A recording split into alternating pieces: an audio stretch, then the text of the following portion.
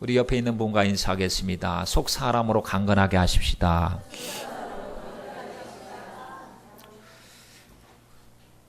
오늘 속 사람을 강건케 하라라는 제목으로 말씀을 함께 나누겠습니다.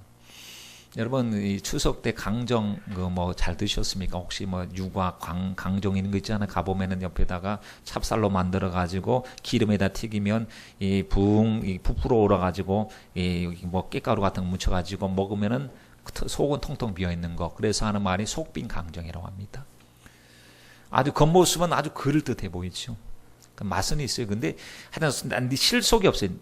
크게 보이는데 우리 주님께서 말씀하셨습니다. 잎만 무성한 무화과 나무와 같이 각기 신앙생활에서는 안 된다. 겉모습은 번지르르해요. 근데 실제로 열어보니까 아무것도 없어요. 여러분, 빛 좋은 게살구라는 말 아시죠? 빛이 얼마나 좋고 아름답게 먹음직스럽게 보이는지 게살구 종류도 게살구가 있다면서요. 그거 먹으면 맛 진짜 없다면서요. 빛은 아주 맛있어 보이는데 먹으면 맛이 없어요. 맛이 없어요.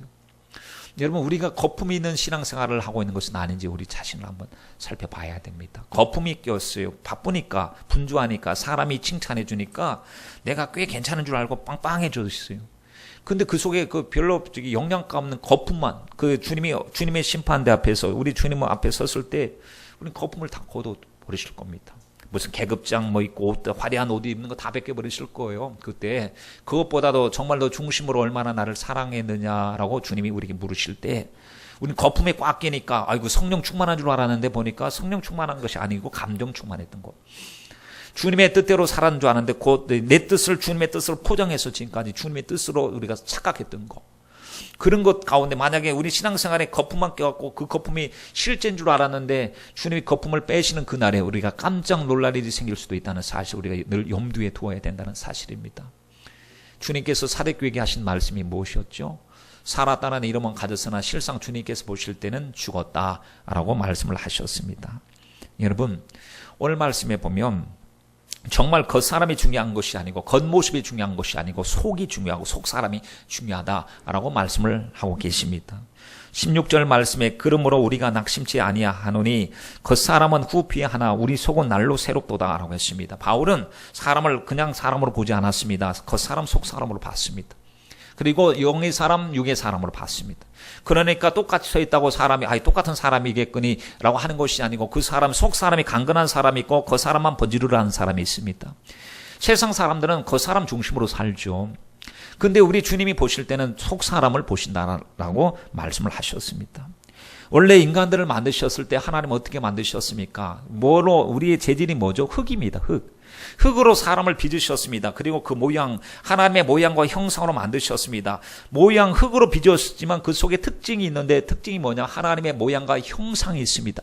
그리고 그 코에다가 하나님의 생기를 불어넣으셨습니다. 그랬더니 생명이 되었대요. 아담은 어떤 사람이냐? 육의 사람임과 동시에 영의 사람이었습니다.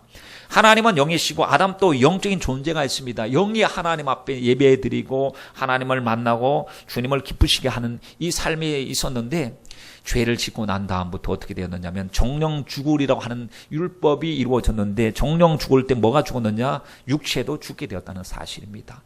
죄의 삭은 사망입니다. 여러분, 그런 죄의 삭으로 사망이 들어왔습니다. 너는 흙에서 왔으니 흙으로 돌아갈지니라. 흙으로 돌아가야 됩니다. 그리고 영은 어떻게 됐을까? 영은 죽었습니다. 정령 죽으리라고 하는 말씀에 영이 죽어버렸습니다. 그래서 하나님을 알지도 못하고 깨닫지도 못하고 찾는 이도 없습니다. 회개도 하지 않습니다. 자기가 어디 와서 왜 삶이 어디로 가는지에 대한 향방이 없습니다. 하나님 앞에 원래 하나님을 찬송하기 위해서 지원받은 하나님의 존재거든요. 모든 인류는 하나님 내가 내 백성을 나를 위하여 지었나니 나의 찬송을 부르게 하려 합니다 라고 했습니다. 그래서 사람을 만드신 목적은 뭐냐면 먹고 살라고 만드신 것이 아니고 우리의 삶을 통하여 하나님께 영광 돌리기 위해서 우리를 그렇게 만드셨어요. 그러니 이것이 우리의 본분이고 우리의 사명입니다. 그런데 영이 죽고 나니까 이걸 몰라요. 내가 왜 어디서 왔는지. 인간은 뭐합니까? 생각하는 갈대입니다. 사회적인 동물입니다. 이 정도 수준에서 우리가 대단한 걸 발견했다고 생각하지만은 성경 말씀에 보니까 우리가 존재하는 이유는 주님께 영광과 존귀와 찬양을 올려드리기 위해서 우리가 존재한다는 사실을 알게 되었습니다. 그래서 죄와 허물로는 완전히 죽었습니다. 그런데 그때 하나님과는 어떤 관계냐? 원수 관계입니다. 원수. 여러분, 하나님과 원수 관계, 이 원수가 천국에 갈 수가 없습니다. 원수가 하나님과 화목할 수가 없습니다. 왜 원수냐? 죄 때문에 원수입니다. 사람은 사랑하되 죄 지은 인간이 회개하기를 원하시는데, 그래서 보면은 구약의 짐승의 피, 동물의 피를 통해서 하나님이 계속해서 화목 제물로 드리게 만드셨습니다. 근데 예수님이 이제 그 본체 실체가 되신 예수님이 등장하시죠. 그리고 왜 오셨느냐? 보라, 세상 죄를 지고 가는 하나님의 어린 양이로다. 우리 위해서 죽으시기 위해서 오셨습니다. 우리 위해서 물과 피를 다 쏟아주신 것입니다. 그래서 예수님께서 십자가에 못 박히셨을 때 7마디 말씀을 하셨죠. 그렇죠. 그 중에서 마지막 두 마디가 뭐냐? 다 이루었다. 내 영혼을 받으시옵소서. 요겁니다. 그러니 다 이루었다. 뭘 다 이루었느냐? 아버지께서 요구하신 율법의 요구를 당신의 몸으로 다 충족시키셔서 누구든지 예수 믿으며 멸망치 않고 아버지께로 나갈 수 있는 길을 열어놓으신 것입니다. 원래는 하나님과 우리 사이에 죄가 없었을 때는 자유롭게 하나님께 교제했던 우리들이, 이제는 죄인인 우리들이 죄를 가지고는 하나님 앞에 나갈 수가 없습니다. 구약에 보니까 제사장 또 지성소에 들어가기 위해서는 1년에 한 차례씩 두렵고 떨림으로 자기를 위해서 속죄하고 들어가야만 한 곳이 바로 지성소입니다. 그런데 예수님께서 십자가에서 내가 다 이루었다 말씀하시고 내 영혼을 받으시옵소서 하시고 숨을 거두시는 순간에 어떤 일이 일어났습니까? 여러분, 성전에서 휘장이 찢어졌습니다. 지성소와 성소를 가로막는 휘장이 쫙 찢어, 어디서 위에서부터 아래로 찢어졌습니다. 그 찢어져서 새롭고 산 길이 열렸습니다. 누구든 예수 믿으면 멸망치 않고 아버지의 은혜 보좌 앞으로 이제 자녀의 특권을 가지고 나갈 수 있는 길이 예수님의 이름으로 열린 줄 믿습니다. 여러분, 그렇습니다. 그래서 우리가 예수 믿는 것이 그렇게 중요한 이유가 뭐냐면, 예수님이 나의 죄를 사하여 주셨고, 예수님이 나를 화목케 하셨고, 하나님 앞에 나갈 수 있는 그 방법은 오직 죄의 문제를 해결해야 되는데, 죄의 문제를 해결하실 분은 예수님밖에 없습니다. 그래서 우리는 날마다 십자가를 자랑하고 예수님을 찬미하고, 주의 보혈 아래 있네, 주의 보혈 밖에 없네, 주의 보혈 능력이 도다, 우리가 하나님 앞에 찬양 드리게 되는 것이죠. 여러분, 에스겔서 37장 말씀에 보면 우리 인생이 참 우리의 모습, 겉사람과 속사람의 모습을 설명해 주는 부분이 있습니다. 하나님의 에스겔에게 골짜기로 데려가시는 하나님의 영으로, 골짜기 가서 보니까요, 다 죽어 있어요. 죽은 지 오래돼가고 뼈 100골만이 쫙 가득하게. 어떤 그 영상들을 보면 예전에 그 유태인들을 죽일 때 히틀러와 그 독일 사람들이 가스실 속에다 넣고 막 사람을 죽이는데, 죽어가던 그들의 모습을 보니까 다 말랐더라고요. 뼈들이 싹 말라가지고 시체가 쌓였는데요, 산더미를 이루고 있더라고요. 그걸 보는 순간에 도대체 인간이 뭔가 이런 생각한, 하나님 육적인 데만 소망을 두고 있다면 저들은 정말 소망이 없지 않습니까? 그런데 우리는 영적인 존재고 하나님 앞에 이 육신의 장막을 벗는 순간에 하나님의 나라에 들어가기 때문에 영적으로 소망이 있는데, 단지 육적으로만 살면 전혀 정말 소망이 없습니다. 그 시체가 가득한 것을 보면서, 구덩이 속에 엄청나게 많은 시체를 보면서도요, 뭔가 고민하게 되고 뭔가를 생각하게 되는데, 마른 뼈들이 가득한데 주님의 음성이 들립니다. 인자야, 저 뼈들이 살겠느냐라고 물으셨어요. 그 뼈가 누구냐 하면 이스라엘 백성들이었습니다. 뼈처럼 말랐습니다. 소망 없습니다. 살아있는 생기가 없습니다. 여러분, 예수 그리스도를 믿지 않는 사람들, 주님을 모르는 사람들은 영적으로 보면 반전히 뼈처럼 말라버린 사람들입니다. 겉으로 보면 좋은 옷 입고, 겉으로 보면 얼굴이 윤택하고 기름기가 흐를 수 있습니다만, 속으로 주님의 속사람을 보실 때 그들은 완전히 말라버렸습니다. 살겠느냐 했을 때 뭐라고 말씀했죠? 주님이 아십니다 그랬습니다. 얘기는 뭐냐면 주님의 주권을 인정합니다. 우리가 한다 못한다 우리가 섣불리 말할 수 없습니다. 하나님은 하시면 하셔요.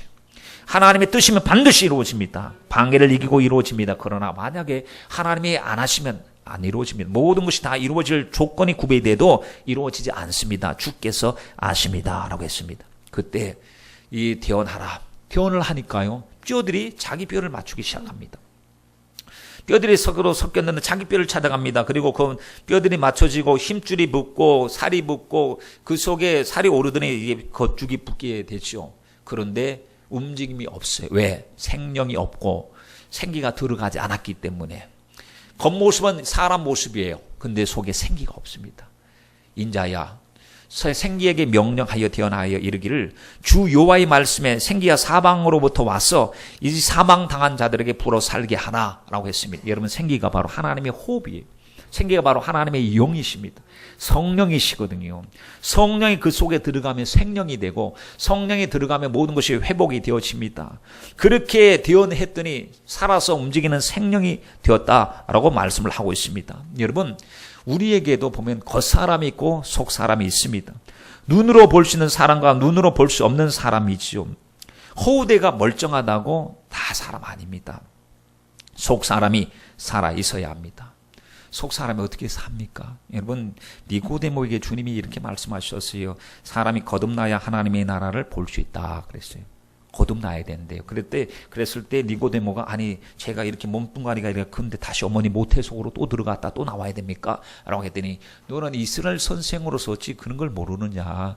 사람이 거듭나야 된다는 것은 물과 성령으로 거듭나야 된다. 육적으로 태어났느냐 영적으로 다시 회복이 이루어져야 되는데 영적으로 속사람이 태어나야 되는데 속사람은 오직 예수 그리스도로 새롭게 중생 다시 태어날 수가 있는데 속사람이 태어나면 관심사가 하나님의 나라를 볼 수 있다.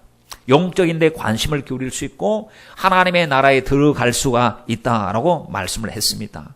여러분, 예수 속사람이 살아나면 옛사람 중심이 아니라 정말 속사람 중심 새 사람으로 살아가게 되는 거죠. 나무가 있습니다.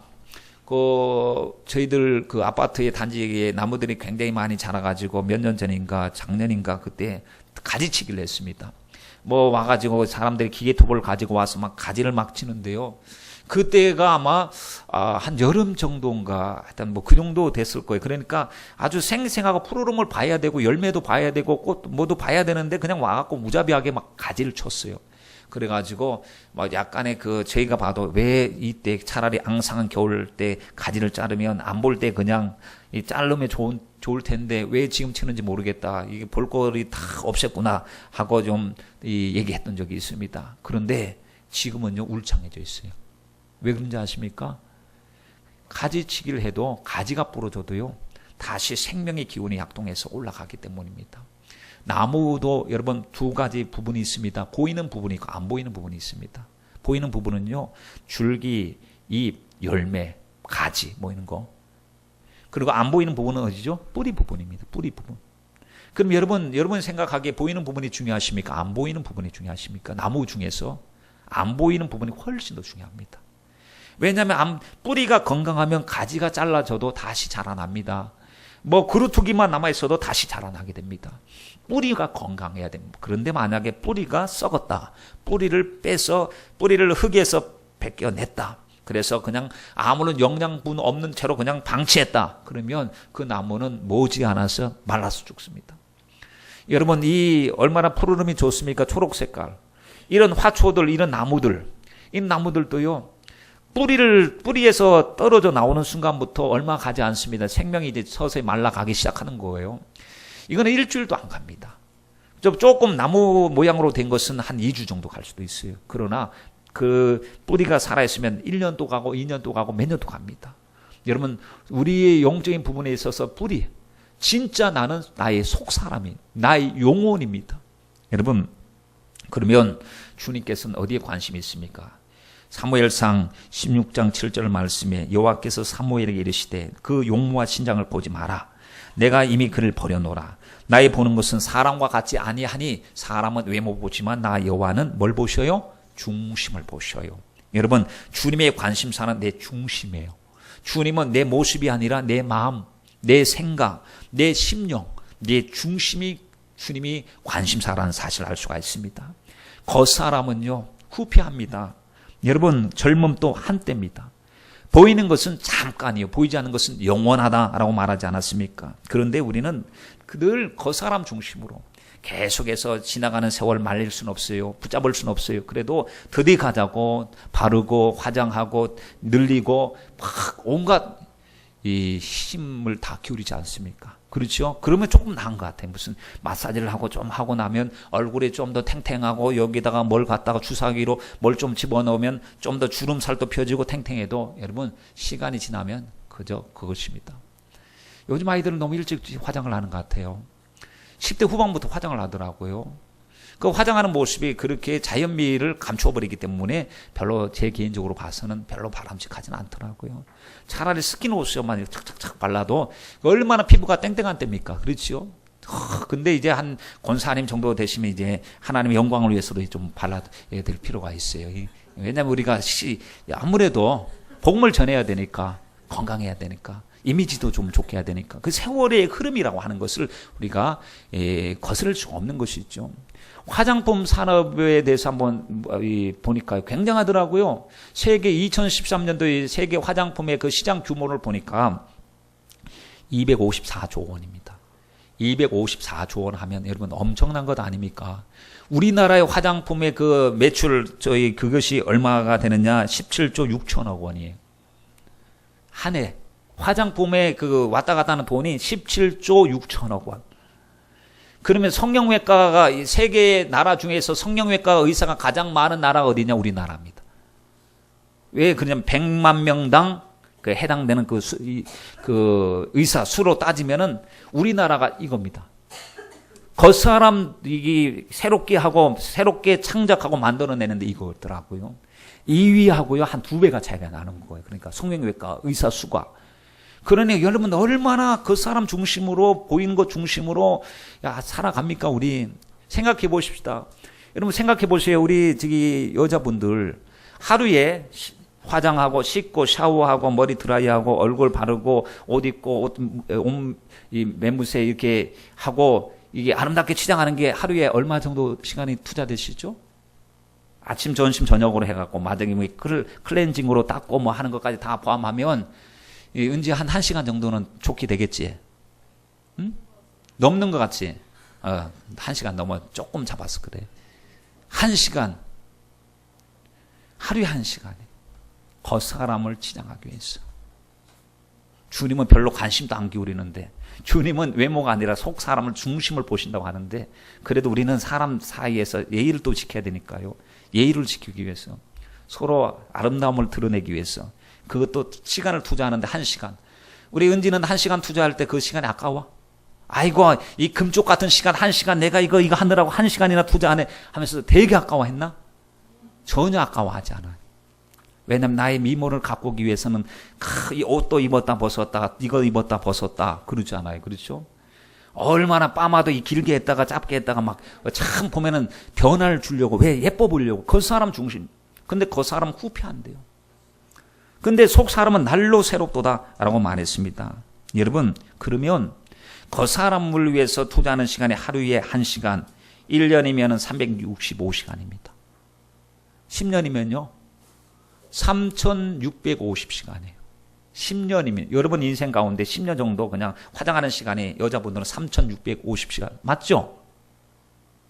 맞아요 안 맞아요? 맞잖아요. 아니 그렇게 생각해 보니까 10년 동안 내가 화장만 하는데 3650시간을 기도 10년 동안 기도할 때 3650시간씩 기도하며 하나님 앞에 끊임없이 하루에 1시간씩 간절히 기도하면 그것이 여러분 쌓이고 쌓여가지고 그렇게 되는 거예요. 우리는 그 사람 치장하는 데는 주님이 별로 관심도 기울이지 않는데 이거 치장하는 시간은 아깝지 않고 기도하는 시간이 아깝고 예배 드리는 시간이 아깝습니까? 여러분 우리 영혼 관리는 어떻게 관리를 안 하면 그냥 엉망이 되는 거예요. 기도해 보십시오. 기도하다가 열심히 기도하다 기도 좀 등한해 보십시오. 엉망이 된다니까요. 영적 생활이 엉망이 되고요. 막 하나님 말씀은 온데간데 없어지고 막 그냥 옛날 나의 모습으로 그대로 돌아갑니다. 혈기 부리는 나, 종욕적으로 살고자 하는 나, 남비워하고자 하는 나. 내가 그렇게 무섭게 돌변할 줄 모를 정도로 확실하게 돌변합니다. 여러분 아름다운 정원이 있습니다. 그 정원을 깨끗하게 단장하고 예뻐요. 근데 그 정원을 망치는 방법이 있습니다. 그 정원을 어떻게 망치냐면요. 돌멩이 던지는 게 아닙니다. 가지를 꺾는 것도 아닙니다. 가장 쉬운 방법은 가만히 내버려 두면 됩니다. 가만히 내버려 두면 정원이 엉망이 됩니다. 거미줄이 쳐지고 막 가시 덤불이 일어나고 엉망이 되죠. 그럼 내 영혼은 어떻게 될까요? 내 영혼은 그냥 교회 왔다 갔다 하면은 그냥 영적으로 막 성장할 것 같습니까?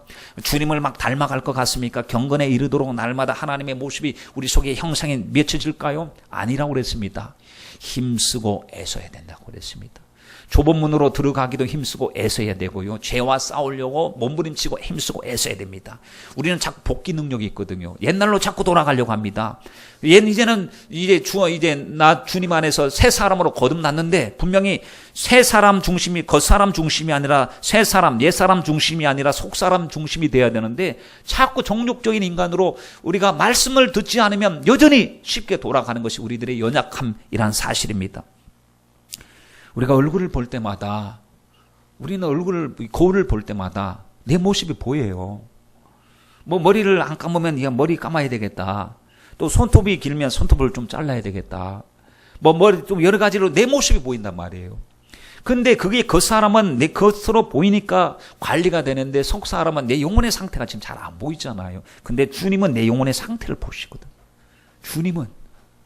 주님이 찾으시는 것은 내 영혼의 상태, 가장 아름답고 건강하고 주님을 사모하고 껴있는 그 상태가 되기를 주님께서 원하신 줄 믿습니다.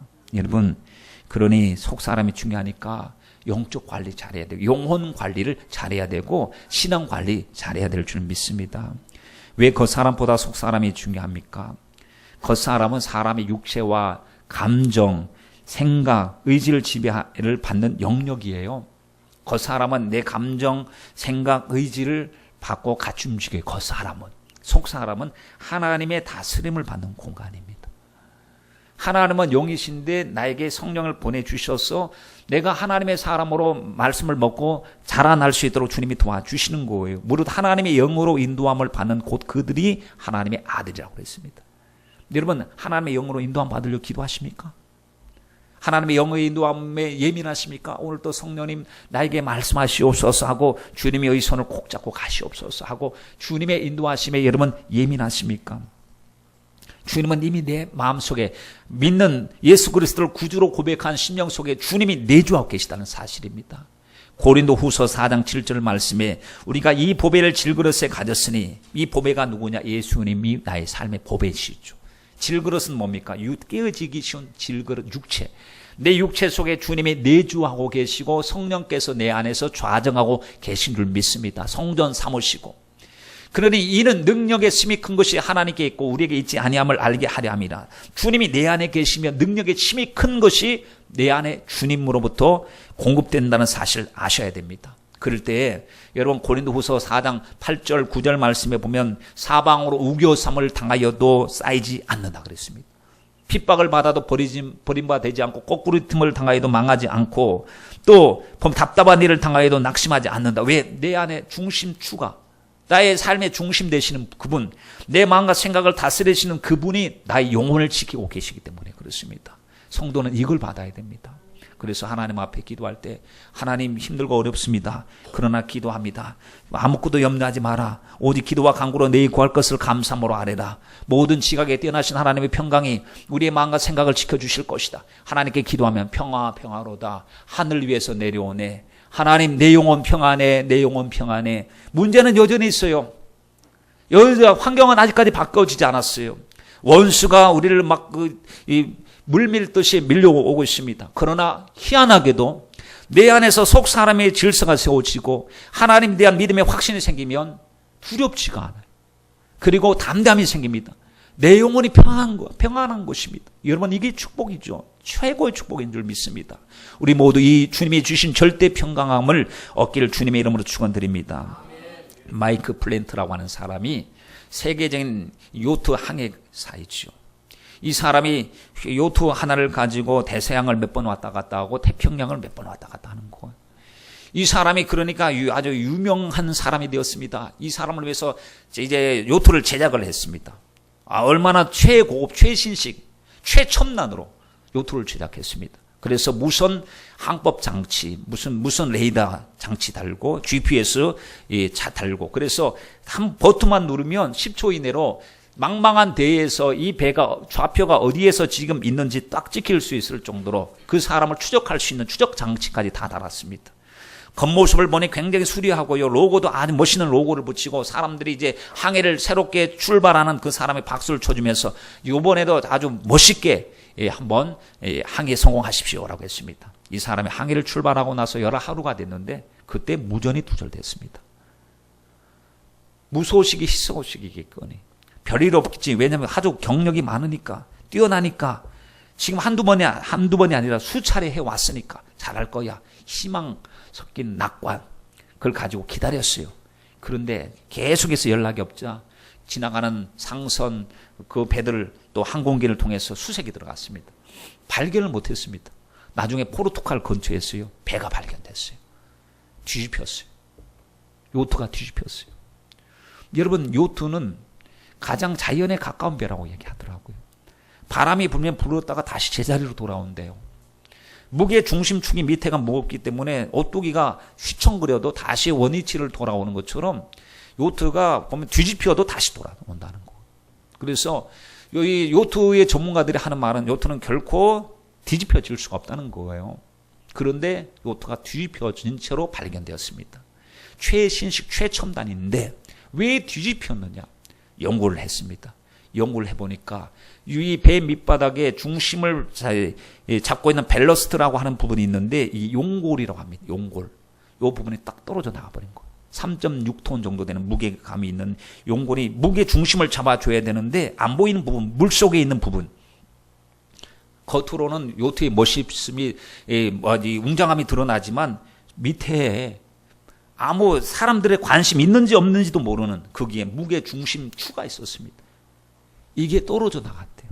그래서 어찌하여 그것이 떨어져 나갔는지 이해가 되지 않는다는 거예요. 그래서 사람들이 하는 말이 보이는 부분에 너무 신경 쓰다가 보이지 않는 정말 중요한 부분, 수면 밑으로 들어가 있는 그 부분, 그래서 넘어지면 다시 올라와야 될 그 중심을 잡고 있는 그 부분, 우리가 영적으로 하면 영적인 부분, 속 사람의 부분을 너무 가볍게 취급했기 때문에 그냥 넘어졌다는 거예요. 뒤집혔다는 거예요. 그게 부러져 나갔으니까. 단단하게 만들어야 되는데 소홀하게 만들었어요. 위에는 아주 거창하게 만들었지만 아래는 소홀히 했다는 사실입니다. 여러분, 저는 평형수라고 하는 말 요번에 알았습니다. 배 조선 전문가도 아니고 말이죠. 그 세월호도 보면 짐을 많이 실으면 밑에다 그만큼 물을 많이 채워야 돼요. 배에다가 물을 많이 채워서 균형을 잡도록 해야 되는데 밑에가 더 무거워야 나중에 바람이 불어도 이게 기우뚱거려도 평형을 잡아주는 평형수가 채워져야 되는데 사람들이 짐 많이 실으려고 이거 평상시는 괜찮으니까 아무 걱정 없겠지 하고 물을 뺀다는 거예요. 여러분, 그렇으면 평상시에는 괜찮습니다. 그런데 위기 때 우리가 속사람 관리를 하지 않고 속사람 중심으로 무게감을 우리가 유지하지 않는다면 뒤집히고 무너진다는 사실을 우리가 알 수가 있게 되는 것이죠. 이 이야기는 우리에게 시사하는 바가 많습니다. 우리는 평소 사람들의 눈에 보이는 건강, 그리고 젊음, 하는 일에 대한 형통에 신경을 곤두세우고 정성을 다 기울입니다. 거기 돈 투자하고 시간 투자하고 정열 투자하고 다 투자합니다. 그런데 보이지 않는 내면적인 부분, 내 영혼에 대해서는 별로 관심도 없어요. 자기 영혼인데, 자기 영혼이 주님 앞에 섰을 때 주님 너는 나를 얼마나 사랑하였느냐라고 주님께서 물으실 때 거기에 대해서 관심이 없어요. 여러분, 그것이 불신자들의 모습이요, 그것이 잘못된 육에 속한 성도들의 모습이란 사실입니다. 누가복음 16장 말씀에 보면 두 사람 나옵니다. 부자가 나오고 나사로가 나와요. 그러니까 부자는 부자예요. 너무 육체가 풍요로웠어요. 그 자색 옷이라고 하는 것이요, 그거 되게 비싼 옷이라고 합니다. 그것 하나 사는데 보면 보통 그 인부들이 몇 달을 모아야 살 돈, 그거 자색 옷이래. 근데 그것이 평상복이에요, 평상복. 어떤 분 얘기를 들어보니까 그 옷 하나가요, 막 수천만 원짜리고 있더라고요. 수천만 원짜리.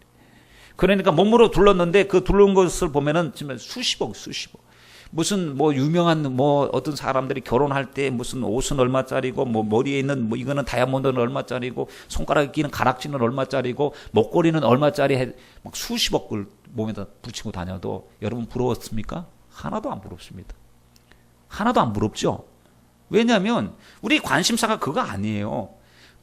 여러분, 다이아몬드 막 가지고 싶으시면 저 백화점에 가면 우리의 것을 얼마나 철저하게 잘 보관해놨는지 몰라요. 누가 뺏어가지도 못하도록 가갖고 보고 싶을 때마다 보여주세요. 그럼 다 보여주거든요. 다 보여주세요. 안 보여주는 사람 없어요. 다이아몬드 제일 큰 거 한번 보여주세요 하면 딱 보여줍니다. 예, 잘 보관해 놓으세요. 그리고 가면 돼요. 그리고 보고 싶을 때 또 가서 또 보면 돼요. 자기 거 가지고 있어도요, 나중에 그 도둑 맞을까 걱정이 훨씬 더 많이 됩니다. 그러니 우리는 늘 부요의식을 가지고 살아가야 되는데, 진짜 우리의 관심은요, 우리 속 사람이, 넌 지금 하나님과의 관계가 어떻지? 너는 정말 회개하고 그리스도 예수 피 아래 있어?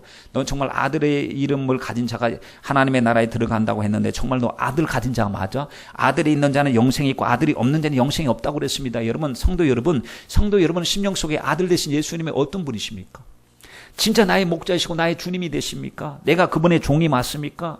그리고 정말 그 예수님의 말씀에 살려고 몸부림치고 그 십자가 보혈을 찬송하고 감사하고 영광 가운데 우리가 그 일에 동참을 하고 있습니까? 이 부자는 말이죠, 육신은 풍년을 만났어요. 근데 영혼은 본 흉년을 만났어요. 영적인 상태는 완전히 왜 관심 바뀌었습니다. 기도하는 것, 예배 드리는 것, 말씀 듣는 것, 관심 바뀌어요. 돈 버느라고, 자기 몸 꾸미느라고, 육체 건강하느라고, 취미 생활하느라고, 운동하러 가느라고 영적 생활은 완전히 꽝입니다. 주님이 보실 때 어리석은 자여, 주님이 말씀하시는 거예요. 그때 갑자기 주님이 불러가시면요, 그 부자는 지옥에 갔습니다. 주님과 아무런 관계가 없는 그 부자는요, 돈은 많아요. 사람들에게 인기가 있었습니다. 형제도 많았습니다. 아주 멋지게 살았습니다. 그러나 지옥에 갔습니다. 왜 그런지 아십니까? 하나님과 아무 관계없이 속 사람이 회개하지 않았습니다. 속 사람이 구속의 죄사함의 은총을 받지 않았습니다. 여러분, 그러니 수면 위에 보이는 것보다 수면 밑 안 보이는 속 사람에 대한 관심을 우리가 가져야 될 줄 믿습니다. 여러분, 일시적인 건강 언제 없어질지 모르잖아요. 건강한 거, 여러분 천년만년 건강합니까? 내가 아무리 재산이 많이 가지고 있어도 그것도 언제 없어질지도 모릅니다. 정말로 중요한 것은 주님이 나는 중심을 보느니라, 나는 너의 영혼을 보느니라 주님이 말씀하셨으니 우리 속 사람에 대해서 부디 관심을 가지세요. 얼굴 화장하는 거, 내 육체를 위해서 단련하는 그 시간만큼만이라도, 그 정도 시간만큼만이라도 우리는 주님을 사랑해야 될 줄 믿습니다. 그 철야 때 우리 아이들에게 물어봤습니다. 우리가 정말 주님 보실 때에 알고 같은 신앙생활을 하고 있느냐, 주님 보실 때 주님을 기쁘시게 하는 신앙생활의 기준과 그 모습은 어떠한 것이냐라고 했습니다. 그랬더니 아이들은 답을 잘했습니다. 깨어서 준비해야 됩니다. 주님을 사랑해야 됩니다. 참, 그 마지막 때 주님을 사랑하는, 깨어서 준비해야 됩니다 라고 했습니다. 여러분, 그렇습니다. 우리가 알고까지 신앙생활을 하려면 정말 주님의 뜻대로, 주님의 말씀대로 살아가야 될 줄 믿습니다. 그렇다고 한다면 어떻게 하면 진짜 속 사람이 강건해질까요? 어떻게 하면? 첫째, 하나님께 기도해야 됩니다. 속 사람을 위해서 기도한다는 것은요, 하나님 성령의 사람이 되게 해주시고 성령이 나를 다스려 주시고 영적인 질서가 내 속에 세워질 수 있도록 은총을 베풀어 주시옵소서. 여러분, 에베소서 3장 14절로 19절 말씀에 보면 사도 바울이 기도드려요. 에베소서는 옥중서신입니다. 그러니까 저기서 아버지 앞에 무릎을 꿇고 비노니 그랬어요. 어디서? 감옥 찬 바닥에 무릎을 꿇고 하나님께 기도하는 거. 누구를 위해서? 성도들을 위해서 기도하는 겁니다. 무엇을 위해서 기도합니까? 하나님 성령으로 말미암아 하나님 사랑하는 성도들의 속사람을 능력으로 강건하게 하여 주시옵소서. 그리고 하나님 믿음으로 말미암아 그리스도께서 저희들의 마음속에 주님 계시옵소서. 저희가 사랑 가운데서 하나님 뿌리가 박히고 터가 굳어지게 하여 주시옵소서. 하나님의 사랑의 넓이와 길이와 높이와 깊이를 알고 그 사랑 안에서 감격하게 하시고 주님의 사랑 속에 굳건히 서게 하옵소서. 여러분, 바울이 기도할 때마다 성도들을 위해서 하나님 성도들이 속사람이 성령의 능력으로 강건하게 하여 주시옵소서. 여러분, 기도하면 우리 성령께서 우리 기도 가운데 주신 은혜가 얼마나 많은지 아십니까? 기도할 때마다 맞아, 너는 영적으로 살아야 돼. 날마다 주님 오실 때를 기대하면서 끼어서 있어야 돼. 주님 앞에 알고 같은 신앙생활 해야 되고 주님 앞에 순결한 신부로서 단장해야지. 악한 원수 마귀 괴계가 역사가 많이 일어나는데 분별이 없이 당하지 말고 마귀에게 당하지 않도록 너 끼어서 기도하라. 성령께서 주시는 여러분 메시지가 기도할 때 주님이 우리에게 말씀하고 계신 줄 믿습니다. 첫째는 기도예요. 두 번째는 뭐냐 하면 말씀이에요. 말씀. 기도는 뭐라고 하죠? 호흡이에요. 호흡. 사람이 호흡만 하고 삽니까? 예? 기도 중요해요. 그러나 사람에게 야 너 호만하고 살아 그러면 그 사람은 안 되잖아요. 먹어야 되잖아요. 근데 뭐 사람이 떡으로만 살 것이 아니고 하나님 입에서 나오는 모든 말씀으로 살 것이다. 여러분 말씀을 우리가 섭취하고 말씀을 받아들여야 됩니다. 그래서 우리가 처음에는 젖을 먹고 죽을 먹다가 나중에는 단단한 음식을 먹는 것처럼 말씀을 소화하면 그 말씀 속에 주님의 뜻이 있고 주님의 메시지가 있습니다. 여러분 말씀을 듣고 깨달으면 깨달을수록 우리가 믿음은 자랍니다. 믿음이 뭔지 아십니까? 말씀에 대한 반응의 정도예요. 그러니까 어떤 사람 믿음이 크다 이게 뭐냐면 하나님의 말씀을 다 믿는다 이겁니다. 믿음이 적다 하는 것은 하나님의 말씀을 다 못 받아들이는 거예요. 그러니까 믿음이 크면 클수록 어떻게 합니까? 주님께 온전히 올인하게 되는 것입니다. 여러분 사람들이 이해가 안 돼도 하나님을 믿으니까 하나님이 나의 생애 전부이시니까 그분의 말씀대로 우리가 전부를 던집니다. 올인. 근데 말씀을 듣고 나서도 자꾸 의심이 생기고 우리가 긴가민가하고 그러면 온전히 하나님 말씀에 순종할 수가 없어요. 근데 말씀은 듣고 깨달을수록 믿음이 자라납니다. 여러분 하나님의 말씀을 또 듣고 부지런히 듣고 계속 들으시길 바랍니다. 그런데 말씀을 가까이 하면 가까이 할수록 말씀이 어느 순간 들릴 때가 있습니다. 어느 순간에 들린다니까요. 말씀을 듣는 정도가 틀려요. 어떤 사람 보면 이 강단에서 100이라고 하는 그 숫자를 얘기하면 어떤 사람은 5도 못 알아들어요. 5도. 조느라고. 옆에 조는 사람이 있나 보세요.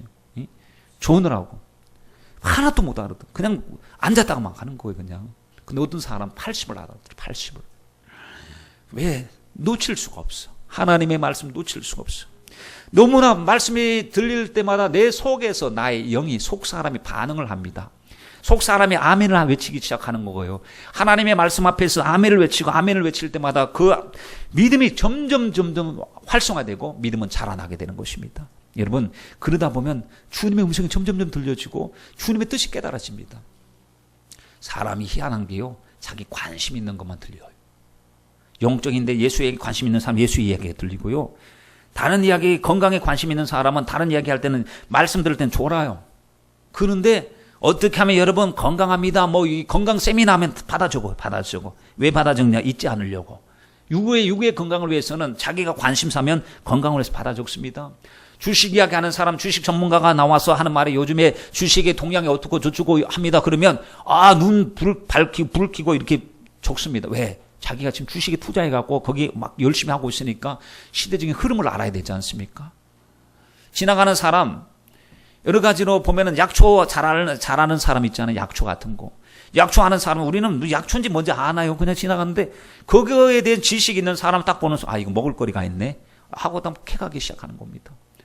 저는 고사리가 어떤 건지도 몰랐었어요. 근데 이제 TV 화면에서 고사리 보니까 고사리 하니까 맨날 삶아서 나오니까 그 고동색, 갈색이 나오니까 그건 줄 알았는데 보니까 파랗더라고요. 그래갖고 나중에 삶으니까 모르니까 그러죠. 지나가다가 저도 군대에서 산에서 이제 뭐 나무 베기하고 쌀이나무 작업하러 가면 뭐 하러 가냐면 이 고추장 하나를 가져갑니다. 고추장 하나를 딱 1,000원짜리 고추장 하나를 딱 가져가고 가면 뭘 찾느냐? 냄새를 맡아요. 그러면 냄새가 나기 시작합니다. 더덕을 찾으러 가는 더덕을. 그 더덕이 있어요. 그 더덕은 제가 경험적으로 보면 습지에 있더라고. 약간 음지에. 햇빛 많은 것보다 습지에 있는데 거기가 지나가면 더덕 냄새가 나요. 개코처럼 맞죠. 딱, 이거 냄새 난다. 가서 딱 보면 아니나 다를까 확실히 있습니다. 그러면 빼갖고 이제 긁어갖고 이제 가져간 고추장에 딱 찍어갖고 먹는데 여러분 자기 관심이 있으면요 그걸 찾으러 가는 거예요. 우리는 예배 시간 나올 때마다 주님의 뜻을 찾으러 주님의 음성을 들으려 주님께서 주시는 사랑의 메시지를 받고 속사람이 강건하기 위해서 우리가 주님 앞에 나오는 줄 믿습니다. 세 번째 속사람은 성령님과 교통할 때 자라납니다. 여러분 성령님은 어디 계시죠? 우리 안에 계십니다. 내 안에 계셔요. 나의 마음을 성전 삼고 계신데요. 얼마나 감지덕진지 몰라요. 내 속이 좁지 않습니까? 별 볼 일 없지 않습니까? 생각하는 것이 늘 무가치한 것만 생각하는데 주님께서 우리를 너무너무 사랑하셔서 내 안에 성전으로 계신대요. 그리고 나에게 지금 말씀하시는 거예요. 코치해 주시는 거예요. 훈련시켜 주시는 거예요. 인도해 주시는 거예요. 무릇 하나님의 영으로 인도함 받아야 한다.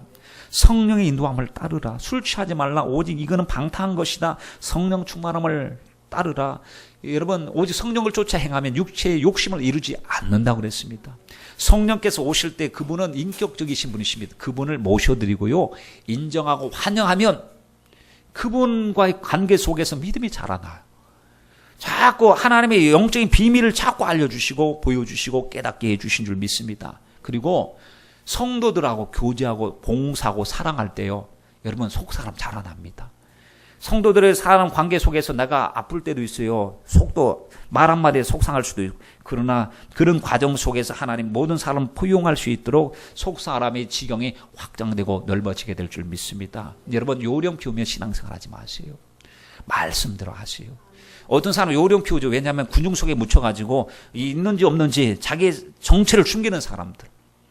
여기야 뭐 정체 숨길 수도 없지만 많이 모인 곳에는 누가 누군지 모르죠. 들어왔다가 확 나가버리죠. 그래서 이제 예배만 드리고 뭐 바쁘면 예배도 안 드리고 다 빠져버리고, 그러니까 자기가 자기 영혼을 관리해 줄 사람이 없어요. 아주 편안하고 아주 꾀를 부리면서 신앙생활하는 것 같고 육적으로 아주 뭐 간섭 안 받고 좋은 것 같은데, 여러분 정말로 우리는 서로 내가 있어야 될 자리가 있거든요. 하나님이 세워주신 지역, 구역이 있고 하나님이 세우신 줄로 지어진 구역이 있습니다. 여기서 우리가 충성을 다하는 것이고 사랑하고 섬기는 것입니다. 여러분, 교제를 통해서 우리 속사람이 함께 자라날 수가 있게 되는 것입니다. 뿌리를 내리지 못한 나무가 성장을 못하듯이 분명한 소속 없이 성도 간의 교제 없이 속사람의 성장을 기대할 수 있을까요? 여러분, 우리 정말 속사람이 자라나야 될 줄 믿습니다. 그러면 속 사람이 자라나면 어떤 변화가 일어나게 될까요? 첫째, 생각과 언어가 달라집니다. 이 육적인 사람 중심으로 살 때는요, 저 사람 믿고 꼴 보기 싫고 저 사람 때문에 안 되고 나는 진짜 빌어먹을 그런 인생이고 발장가 뭐 이런 이상한 소리를 했던 사람들이 속 사람이 자라날 때 이제 하나님을 자꾸 생각하는 거예요. 긍정으로 말합니다. 하나님 의식합니다. 그리고 믿음으로 말하고 감사로 말하고 확신을 말합니다. 죽겠네가 아니라 하나님 이제는 살 수 있습니다. 하나님 나와 함께 하시면 모든 것을 넉넉히 이길 수가 있습니다. 이제 말을 할 때 성령의 말하게 하심을 따라 믿음으로 감사로 긍정으로 말하기 시작합니다. 여러분, 믿음의 언어는 역사가 있어요. 물방울이 하나가 떨어질 때 그 물방울이 무슨 힘이 있겠어요? 근데 계속 한 번 안 되면 두 번 말았어요. 세 번, 네 번 될 때까지 말았어요. 하나님 역사가 일어날 줄 믿습니다. 말의 권세를 주셨으니 주님 속 사람에 선포합니다. 주님의 말씀에 의지하여 선포합니다. 우리 가정의 영적 변화, 우리 가족의 구원이 일어날 줄 믿습니다. 생활의 변화가 일어날 줄 믿습니다. 선포하면 여러분, 낙숫물이 바위를 뚫습니다. 물이 힘을 받아봤자 얼마나, 그러나 지속적으로 계속 떨어지는 물이 바위를 구멍 낸다고 했습니다. 여러분, 여호수아와 갈렙을 보세요. 말이 다르잖아요. 속 사람이 강건하니까. 무슨 말을 합니까? 올라가자, 취할 수 있다. 다른 사람들 아니다, 우리는 메뚜기와 같습니다 했더니 우리는 저들이 우리에게 밥이다. 하나님이 계시지 않느냐, 올라가자, 할 수 있다. 여러분, 환경이 똑같은 환경인데 말이 달라요. 속에서 말씀하게 하신 분은 우리가 아니라 우리 속에 계신 성령께서 우리에게 말씀하시니까. 여러분, 보십시오. 다윗을 보세요. 다윗과 골리앗 앞에, 다윗이 골리앗 앞에 섰는데 골리앗이 몇 규빗인 줄 아십니까? 6규빗 한 뼘이래. 6규빗 한 뼘. 시수 잘 안 나오죠. 3m가 넘는다는 거예요. 소년 다윗이 갑옷도 못 입었는데 그렇게 왜소했는데, 아니 상대방의 골리앗이 블레셋의 거장 골리앗이 딱 섰을 때 3m가 넘어요. 여러분, 3m 넘는 사람 우리 없잖아요. 그 정도로 3m가 넘는 사람이 있는데 그 앞에서 주눅이 들어야 되는데 오히려 속 사람이 강건하니까요. 너는 무장했구나. 투구 쓰고 갑옷 입고 긴 칼 창 들고 아주 경력 가지고 화려하게 나에게 오고 있지만 내가 내게 명한다. 전쟁은 여호와께 속한 것이다. 너는 칼과 창과 단창으로 내게 오지만 나는 만군의 여호와 이름으로 내 안에 계신 주님의 이름으로 간다 하고 나갔습니다. 여러분, 말이 완전히 다르지 않습니까? 우리들도 속사람이 강건하게 되었어.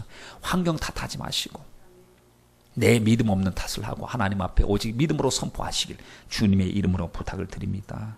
여러분, 속 사람이 강건해지면 우리가 행동이 달라집니다. 힘들고 어려워요. 그러나 끝이 아니에요. 하나님을 사랑하는 자 곧 그 뜻대로 부르심을 입은 모든 자들에게 합력하여 하나님이 선을 이루어 주실 줄 믿고 하나님 나의 가는 길은 오직 그가 하십니다. 주님 연단입니다. 지금 훈련입니다. 반드시 좋은 일이 일어납니다. 정금같이 주님 앞에 나가게 될 줄 믿습니다 하고 여러분 행동이 달라지잖아요. 그러니 우리 모두 정말 변화받아야 될 것은 지금 우리가 보이지 않는 영혼의 부분에서 우리가 하나님의 말씀을 통하여 날마다 양육을 받고 우리가 자아가 내 육체의 자아가 흔들릴 때마다 우리 속에 나의 영이 선포해야 됩니다. 내 영혼아 어찌하여 불안하느냐. 시편 42편 5절 말씀에 보면 내 영혼아 내가 어찌하여 낭망하는 자기 영혼에게 선포하는 거 너는 어찌하여 낭망하고 있느냐. 내 속에 왜 불안하여 하는고 너는 하나님을 바라라. 그의 얼굴의 도우심을 인하여 내가 오히려 찬송할 거야. 너는 지금 환경 때문에 걱정하지 마. 사람 때문에 걱정하지 마. 육체의 질병 때문에 걱정하지 마. 하나님이 누구시냐. 우리 인생의 목자 아니시냐.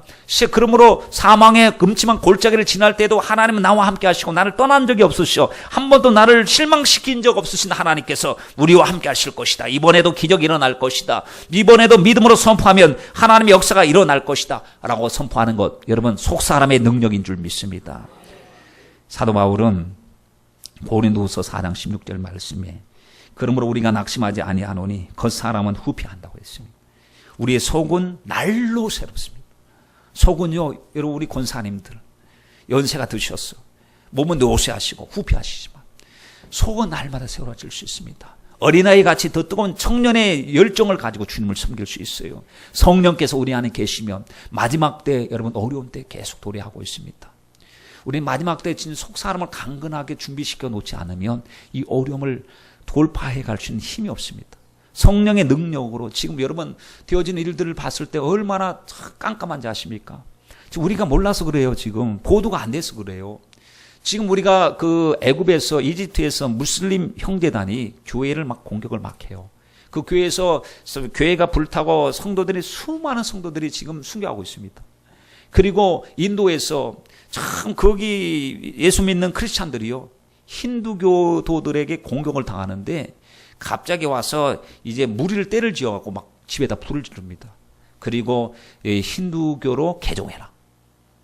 딱 붙잡아 놓고 사람들이 불러싸놓고 힌두교로 교정할 것이냐 예수를 믿을 것이냐 했을 때 힌두교로 교정하지 않겠습니다. 저는 예수님을 믿습니다. 예수님 믿습니다. 그때 휘발유를 붓는 거예요. 거기다 바로 거기다 불을 붙여요. 죽어요.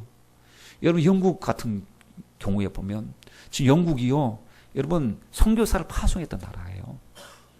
영국이 가장 뜨거웠던 열정적이 있었는 헌법 속에서도 종교에 대한 그 기독교 나라라고 못 박을 정도로 그런 나라인데 지금 보면 복음을 전하면 잡혀갑니다. 그 동성 연애자들이 막 있어가지고 이 집회를 할 때 크리스찬들이 갔어. 피켓을 들고 여러분 주님께서 여러분을 사랑하십니다. 동성 연애는 죄입니다. 하나님께로 돌아오셔야 됩니다. 하나님은 여러분을 사랑하십니다. 했더니 그 사람들이 막 둘러싸서 막 그 위협적으로 막 할 때 경찰들이 오히려 크리스찬들을 잡아갔습니다. 수갑을 채웠어요.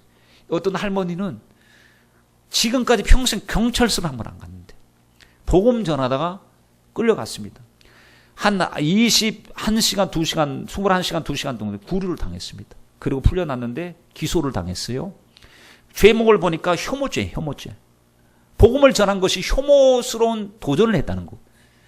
죄를 죄라고 이야기할 수 없는 약한 시대 속에서 살아가는데 거기서 그분이 만약에 그 검사가 기소한 대로 만약 그게 됐으면 45년을 살아야 된대요. 그 잠시 피켓 들고 예수 믿고 구원받고 회개합시다 했는데 45년. 여러분 거기 어디서 복음이 활발하게 일어났던 기독교 국가에서 이런 일이 일어나고 있어요. 이 인도에서도 이런 일이, 인도네시아에서도 이런 일들이, 여러분 이집트에서도 이런 일들이, 팔레스타인에서도 이와 같은 핍박들이. 그런데 마지막 때는 이런 것이 일어날 수밖에 없어요. 하나님의 말씀대로 되려고 한다면 이런 일이 우리나라에서도 반드시 교회가 공격을 받고 진실된 성도들이 공격을 받을 수밖에 없어요. 그때 우리가 작정을 해야 되는 거죠. 왜냐하면 하나님 속 사람이 강건해지지 않으면요 환경 때문에 넘어집니다. 그럼 여러분 그 사람 추구하는 것보다 투자하는 시간 못지않게 부디 우리 영혼 관리를 잘해야 될 줄 믿습니다. 기도드리겠습니다.